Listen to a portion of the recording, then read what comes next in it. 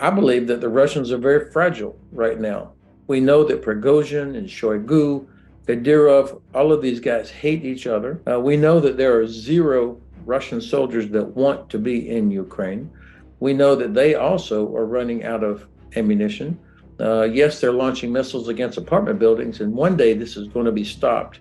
But the inability of the Russian Air Force to destroy even one convoy or train bringing equipment and ammunition from Poland into Ukraine. That is amazing to me. That shows how inept they are. They cannot hit a moving target. If and when the Ukrainian counteroffensive begins, once they make penetration of these Russian lines, I believe it is possible. It is possible that the whole thing collapses. This could go much faster. No doubt it will be very difficult. No doubt there will be casualties. No doubt the Russian side will attempt to preempt all of this. Putin has demanded that Bakhmut be captured by. I doubt that's going to happen. Even if that's true, I doubt it's going to happen. And that's a bigger humiliation that on Victory Day there is no victory to celebrate. Retired US General Ben Hodges is a leading expert on the Russia-Ukraine conflict and has been a vocal advocate for Ukraine's sovereignty and territorial integrity.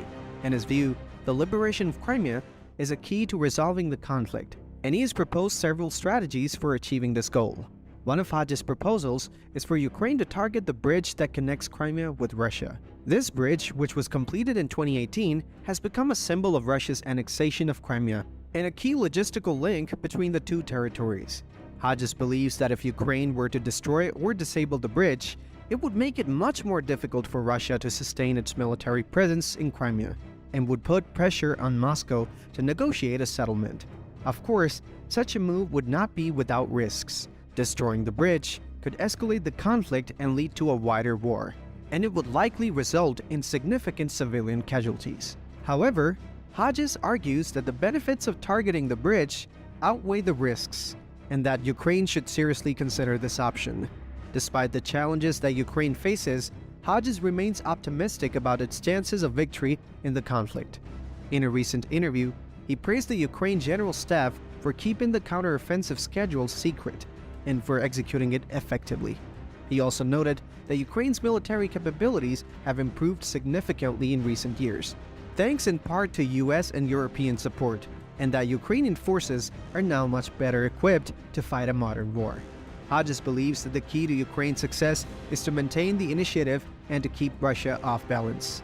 He has called for Ukraine to continue to launch surprise attacks on Russian-backed separatists and to keep the pressure on Moscow to negotiate a settlement.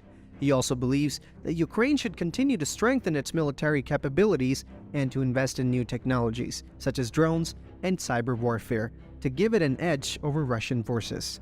Ultimately, Hodges believes that the conflict will be resolved through a combination of military and diplomatic means. He has called for the US and its allies to provide more support to Ukraine, both in terms of military aid and diplomatic pressure on Russia. He also believes that the international community should impose tougher sanctions on Russia and should work to isolate Moscow diplomatically until it agrees to a settlement. It is worth listening to General Hodges' proposed strategies, which he thinks would not only put pressure on Moscow in resolving the conflict, but also liberate the Crimea. Listen what he has to say. The Ukrainian General Staff and the Office of the President have done a very good job protecting information. We should not know when and where and how, because if we know, then obviously the Russians will know. So this is important that the General Staff has been so disciplined in all of this.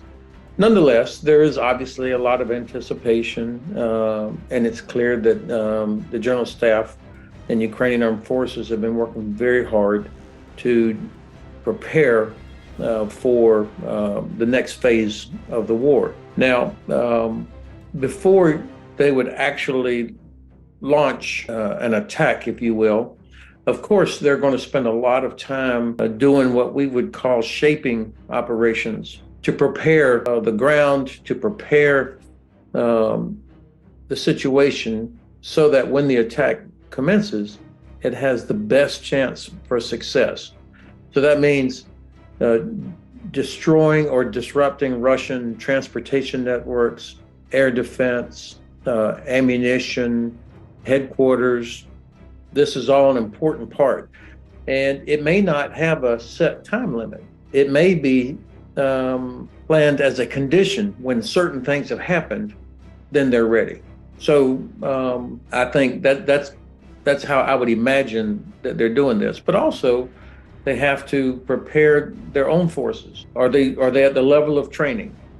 Have they practiced enough of what we call combined arms with artillery, infantry, tanks, engineers, etc.? Do they have enough for the ammunition and all of these things? And then finally, the ground. I mean, obviously, you want to be able to move as quickly as possible once this has started. So all of these factors are the things that the General Staff is considering. The part that is frustrating for me is that my own government has or will not say we want Ukraine to win, and then deliver those long-range weapons that would make it make me much more confident that Ukraine could achieve success. That's what's missing is long-range precision weapons, whether they come from an airplane or they come from a rocket or they come from a missile launcher. Those are the things that are needed. We need to have some public debate and explanation of what Russian nuclear weapon employment might actually be. What would it be? It's not going to be like end of the world thermonuclear strategic weapons. It's something much lower than that. And so I think there's got to be a way to describe this, since it has such an impact on decision making. We continue to deter ourselves. That's one thing. The second thing, and by the way, I don't believe the Russians would actually use it. The second thing is, I think there's some concern that once Crimea is liberated, that it would unleash so much chaos on the Russian side, and people are not sure what does that look like, what would happen, and so they're not able to comprehend yet what would happen with a breakup of the Russian Federation, or if there was some cataclysmic change in Moscow. And so there's uncertainty about that, and I think some people are nervous about it. And then the third reason, perhaps, and all of this is me, just my own speculation, but China has a role here somewhere. I think that the Chinese have probably said they would not want to see a total collapse of the Russian Federation, at least not in a catastrophic way. That would have global implications that would affect them also. So perhaps Beijing has communicated this to the White House, but I don't know that. I believe that Crimea is the decisive terrain. When Ukraine has captured and liberated Crimea, that changes everything. The whole wars will have changed. And I think the General Staff knows that as long as Russia occupies Crimea, that Ukraine will never be safe or secure. That Crimea is like a dagger that's pointed into the belly of Ukraine. So there's no way that Ukraine can settle for an outcome where Russia controls Crimea. And of course, Ukraine will never be able to rebuild its economy as long as Russia occupies Crimea, because it blocks access of Azov Sea. It could dominate the Black Sea coast.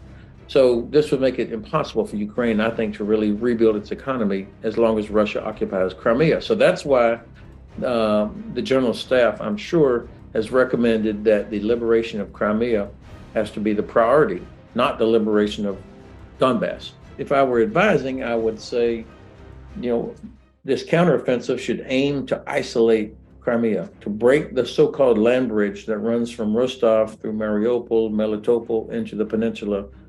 Break that, and then bring up more and more long-range precision weapons, HIMARS and others, that can then hit Crimea. So the point is to make Crimea untenable for Russian forces. Hit Sevastopol so that the Black Sea Fleet has to leave. Hit the airbase at Saki. Hit the logistics hub at Jankoy. Hit all of these places on the peninsula with precision, just like the drone strike that hit the oil tanks the other day, and make it impossible for Russian forces to stay there. That would be the key. And then, of course, the third phase would be to actual enter the peninsula and clear it of whatever Russian forces are still there. Then I think there will not be a lot of enthusiasm in the Kremlin for fighting in Donetsk and Luhansk.